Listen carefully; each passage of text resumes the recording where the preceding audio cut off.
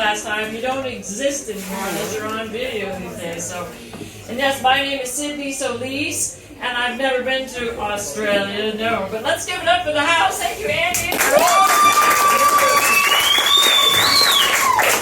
Silla Electrica. Ooh, that's wonderful. La Silla Electrica in English means the electric chair.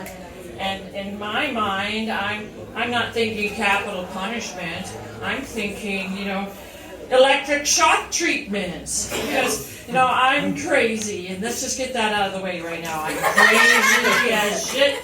And I'm okay with that. I love things. And one of the things that I'm really crazy about are words. The meaning of words and the sounds of words. Like, my last name is Solis. Now, are we any Solises out there? Anybody know what Solis means? Right? We've got Caixa Solis out there. Well, means of the sun in Latin, right? And it's also related to the Celtic sun goddess, right? Now, Solis was my late husband's name, and my maiden name was Straub.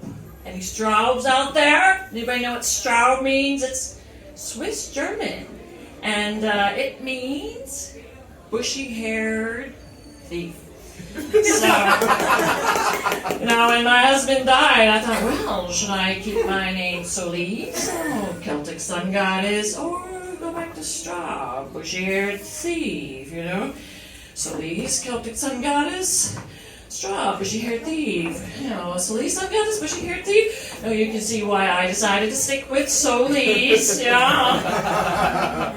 And Sydney is actually my middle name because the Catholic Church wouldn't allow it as a first name. And Patricia is my first name. Yeah, we got some Patricias in the audience. And Patricia, I was named after some secretary at my father's work.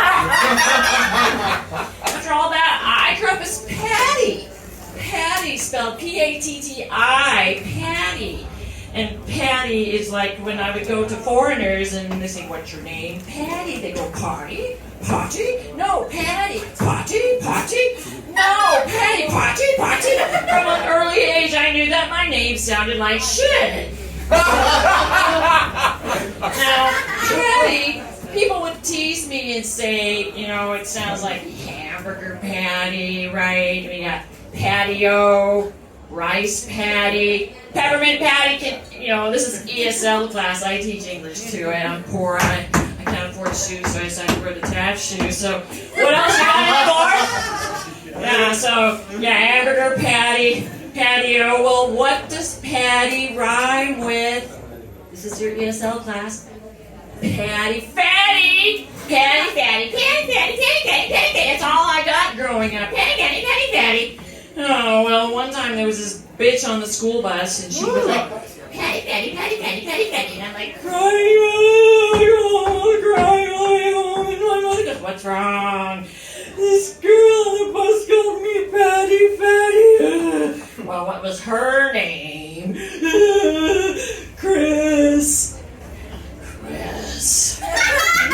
Well, the next day, waiting at the bus stop, getting off from school, there's my mother waiting, and she goes up to Chris, and she goes, Chris Piss! Chris Piss! How does it feel to be called names, little girl? Chris Piss! Chris Piss! And I'm like, oh, well, who was calling on our house the next day was social services. Social services came around our house quite a lot, actually. That's another story. But, my mother, she was very creative. She liked rhyming, obviously. Crispus, and she liked names. She'd walk around the house saying cat, rat, dog, cat, shit house, dog, shit, all the time. And, well, her name was Agnes. And she changed her name to Anne because she hated the word Agnes. She didn't like that ag. It rhymed with hag and sag and nag and bag and rag. Can you all, this is ESL class, can you think of anything else, that goes with that? Nag, drag, I don't know. And, well, my my older sister moved to Hawaii when she was 19 years old, and one day we get a phone call. Hey Mom, this is from the 70s, there's a phone line actually in the wall. Hey Mom, I'm in Hawaii and I'm with the Hare Krishnas. And my mom's like, Harry, who? Oh, I know who the Hare Krishnas are, a Hindu cult and stuff. Well, my sister Nancy changed her name to Narada. And my mom's like, Narada, what's that? It sounds like nerd. And my sister married a man named Sri Raga, and she immediately changed it to Sri Ragmop.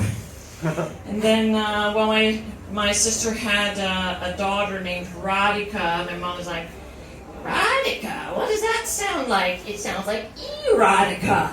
Like, oh, there's nothing wrong with that, is there? No. My sister had twin boys. Their name was Mukunda and Seisha, and my mother changed it to Mac and Zach. Well, anyways, my mother was very creative, and she did teach me about names, too. Names, the meaning of names. I'll never forget, she taught me what it means, Todd. Do we have any Todds in the audience? Anyone? You know what Todd means, right? In German, it means death. Yeah. Somebody looked at their kid and said, looks like death. Ooh. You want to meet my new baby? Sure. What's its name? Death. Give Grandma a kiss. Death. Oh. Poor Grandma. She never realizes when her grandson comes over that she is facing death, and you better not cheat death. Well, and then you got Dolores, right? Any Doloreses in the house, right? Dolores, this is Latin America. What does Dolores mean? Pain. Pain and suffering and sorrow. Who names their kids this thing? I mean, it must have been that kind of a birth. We know that was Dolores. Dolores. It was a Dolores day when that kid was born. You just know that. So I'm thinking, who names their kids these things? So you've got Todd means death, and Dolores is pain and suffering. Can you imagine if you had twins and you're calling them home to dinner? Todd and Dolores, death and pain. You get over here this minute. So, I'm Cindy Solis. Thank you very much.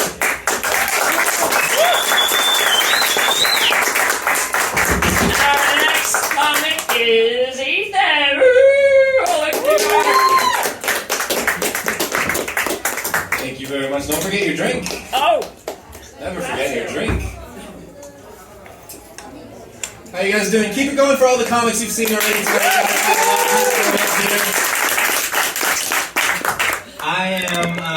I'm also